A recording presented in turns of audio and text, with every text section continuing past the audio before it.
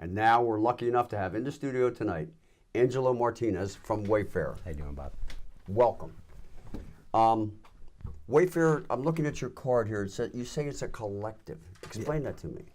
Okay, well, basically the idea is I came with the idea to have a project where we could try to challenge the boundaries of what it means to be in a band in more modern times. Right. In older American times, there was jam bands a lot, folk style music, you know, mountain jam bands, where people with all kinds of different instruments would come and go, not always be members of the band necessarily.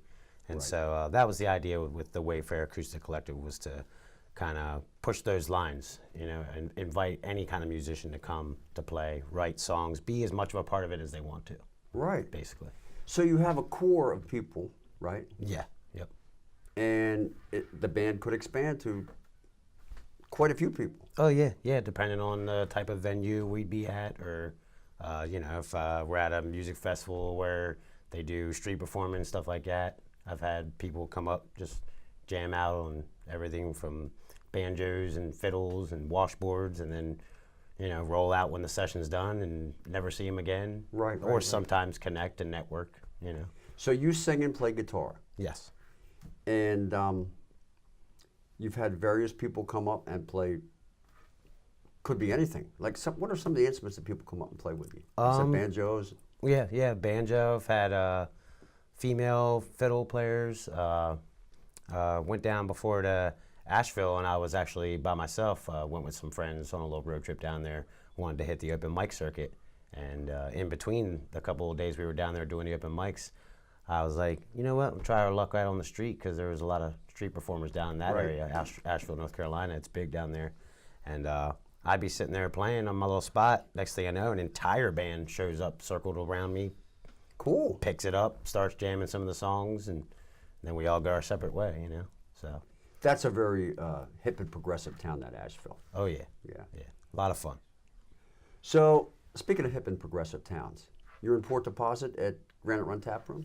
Yes, actually, some of the contributing members of the collective will be there live January 12th. January 12th. That's Friday. Yep. Friday, January 12th, in scenic downtown Port Deposit. Yep. The epicenter of hip.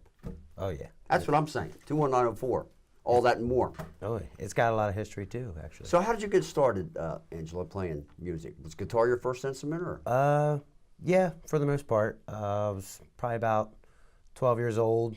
My father had found in a dumpster an old semi-hollow body Framus guitar when I was really young, and I had it just sitting around in the closet or in the corner collecting cobwebs for years. And finally one summer, my mom and my stepdad decided they'd surprise me for a birthday and get it completely redone, refurbished, and, you know, presented it to me. I was like, well, now I might as well start trying to take it seriously, see what I can do, you know.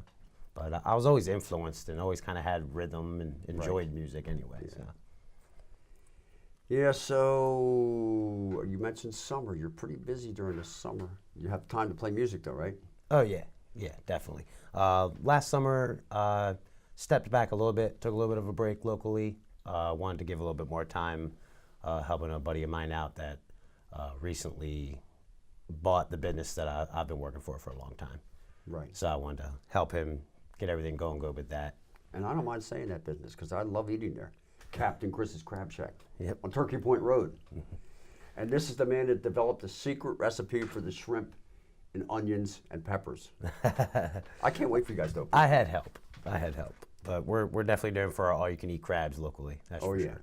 You go A-U-C-E or A-Y-C-E? A-Y-C-E. A-Y-C-E. So you can't get enough of those crabs, and I'm sure people can't get enough of your music. Do you have CDs out, or you have a heavy schedule? In the past, some other projects that I have done, there is recorded music out there. Wayfair, we haven't really been able to get into the studio yet. We started hitting the bar circuit to feel it out, you know, get our feelers out there, try to get a little bit of a reputation for ourselves locally, and that's why we kind of mix it up. We do covers, but we do have originals as well. We definitely would not mind getting into the studio sometime soon, that's for sure. Yeah. I definitely think the guys that I'm with now, we're nice and tight, we get along, You know, the writing process would definitely be a lot of fun. So I wouldn't mind doing that at all. Sounds like a good we plan. do have videos. You can find us every once in a while online, the occasional YouTube video or Facebook post Right. from live performances and whatnot. And that's people would go to facebook.com wayfair.acoustic. Yep, There you go. I said it. that's us. How about that? Well, we're looking forward to having you play some music. Anything else you wanted to talk about before you play? Not much. Just come if you're interested. You know, come check us out. January 12th, we'll be at Granite Run Tap Room. I'm going to take it over. Sounds great. Have a good time. Thanks. Thanks for having me, Bob.